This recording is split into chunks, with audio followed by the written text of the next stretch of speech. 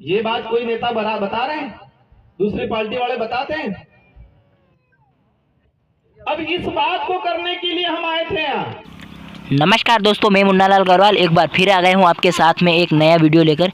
दोस्तों, राजकुमार रोत ने क्या भाषण दिया है गोटिया आंबा में बीजेपी के कार्यकर्ता और सभी के लिए, आदिवासियों के लिए आदिवासी अधिकार दिवस पर, तो जानिए इस वीडियो में। पूरा देखना वीडियो को। वीडियो पसंद आए तो वीडियो को लाइक कर देना, चैनल पर नए चैनल को सब्सक्राइब कर देना। ऐसे वीडियो में लाता रहता हूँ। धन्यवाद।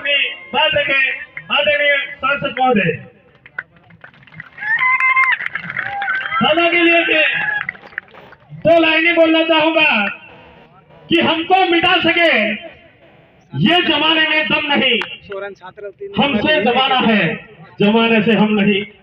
दादा सांसद महोदय। धन्यवाद भाई। सभी साथियों को जय जोहार। बोलिए गोविंद गुरु महाराज की, बोलिए मामा बालेश्वर की, बोलिए गोटिया आंबा की। आज आदिवासी अधिकार दिवस के उपलक्ष्य में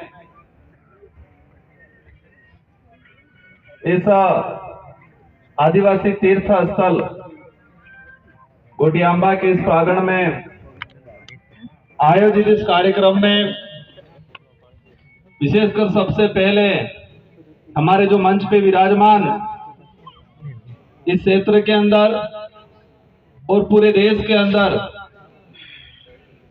आदिवासी समुदाय, साथ ही पिछड़ा, दलित, मानवता को लेके काम करने वाले हमारे गोविंद गुरु महाराज को नमन करना चाहूंगा।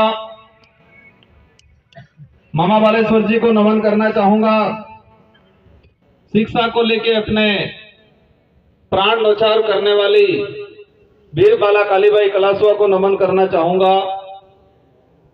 हमारे पड़ोसी अभी वर्तमान जो राज्य मध्य प्रदेश है, उस इलाके में अकाल के दौरान जो बड़े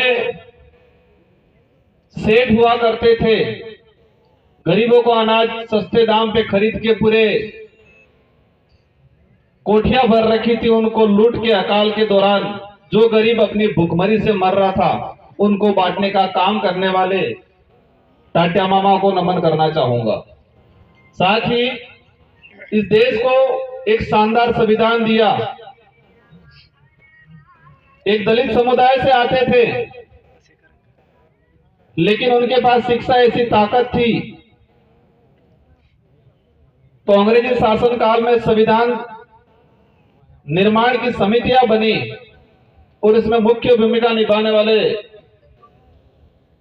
अंबेडकर जी को नमन, बिरसा मुंडा को नमन, और बांसवाड़ा के नाम से जो चर्चित है बादशाह भील चरपोटा, जिन्होंने बांसवाड़ा को बसाया, उनको नमन करना चाहूंगा। साथियों, आज का जो कार्यक्रम काफी चर्चित रहा। कुछ लोगों ने इस कार्यक्रम को काफी चर्चित बना दिया। किसी को लग रहा होगा, जिन्होंने चर्चित बनाया उनको लग रहा होगा हमने अच्छा किया, लेकिन आने वाले 20, 25, 50 साल बाद उनकी पीढ़ियां, उनके बच्चे पढ़ेंगे या सुनेंगे तो उनको बच्चों को शर्म आएगी कि हमारे बाप दादा ऐसे थे जो गलत रास्ते पे चल के इस कार्यक्रम को असफल करने की और समाज के रोड़ा अटकाने का काम करने का काम किया था। उनके बच्चे कहेंगे, हम नहीं कहेंगे। आज हमारा कार्यक्रम का मुख्य टाइटल, जो उद्देश्य था, विश्व आदिवासी अधिकार दिवस। 13 सितंबर 2007 को यूएनओ ने विश्व आदिवासी अधिकार दिवस घोषित किया, और वो विश्व आदिवासी अधिकार दिवस इसलिए घोषित किया, एक बात हमको समझनी पड़ेगी।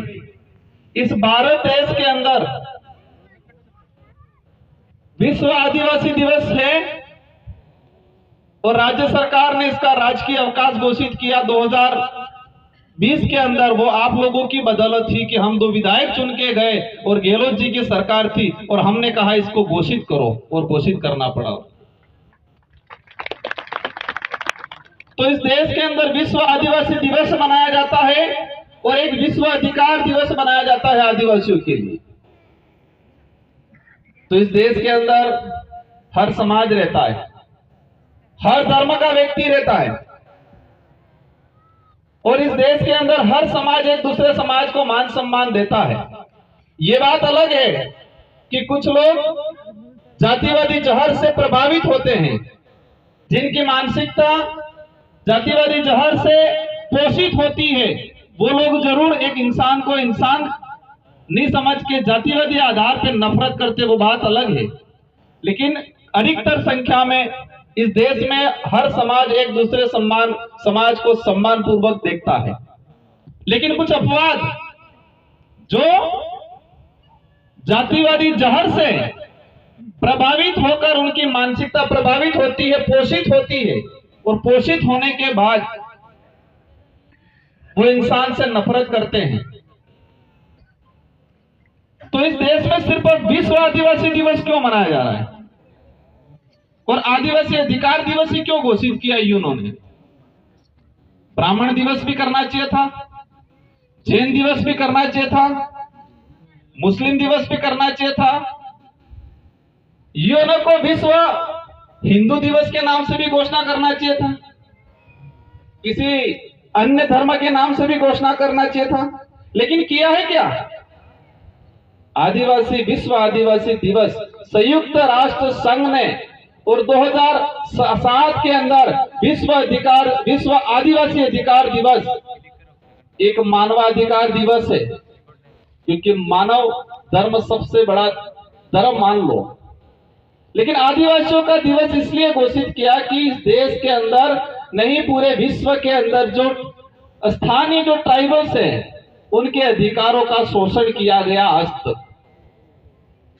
हमें संविधान के अंदर अधिकार मिल गया, आरक्षण मिल गया, संवैधानिक प्रावधान मिल गए संविधान में, लेकिन इसको धरातल पे आज तक लागू नहीं किया गया। तो धरातल पे अधिकार लागू कौन करेगा?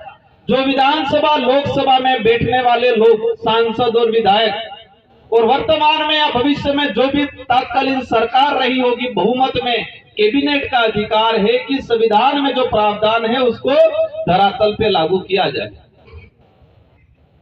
लेकिन आज तक नहीं किया। मैं इस पांडाल में जो विराजमान सभी साथियों से जानना चाहूंगा, हालांकि ये राजनीतिक मंच नहीं है, न ही हम राजनीतिक पे चर्चा करना चाहेंगे, लेकिन हमारी समस्या जो पैदा हुई वो कहीं न कहीं इन्हीं कारणों की वजह से हुई। आज तक किसी भी राजनीतिक पार्टी ने क्या विश्व अधिकार दिवस मनाया? विश्व अधिकार दिवस ये दिवस मनाया?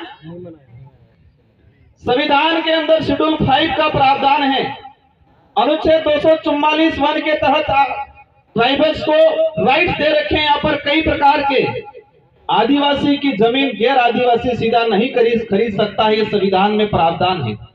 क्या ये दूसरी पार्टी वालों ने बताया? इस इलाके के अंदर रिजर्वेशन का प्रावधान प्रायोरिटी आदिवासियों को दिया जाएगा, यह संविधान के अंदर 1950 में ही प्रावधान हो गया। क्या ये बात किसी ने बताई हमको? ये बात अलग है। कुछ लोग कहते हैं कि भैरव सिंह की सरकार आई और आज हमको यहां पर आरक्षण दिया ही कहते 1995 में। यह बात सही है कि 19